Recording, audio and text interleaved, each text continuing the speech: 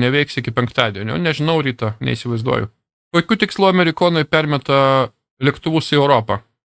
Ruošiamas konfliktas, o ką jūs galvojate? Ruošiama trečio pasaulinė eskalacija. Tai žinoma, taip ir vyksta viskas. Tai jūs matote eskalaciją, visuotinė karo eskalacija. Visiems reikia karo.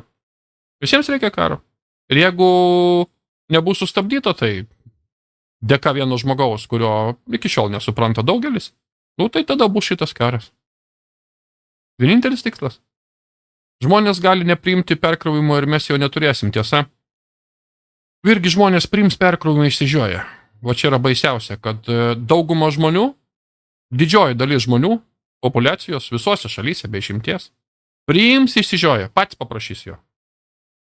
Jie nori sudaryti tokią situaciją, tokį chaosą, kad nuverstumėm savo valdžias ir kad jie įvestų savo neomarksistinės dar šudinesnės valdžias.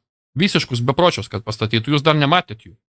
Jų dar jums neparodė tų valdžių, kurie bus pastatyti.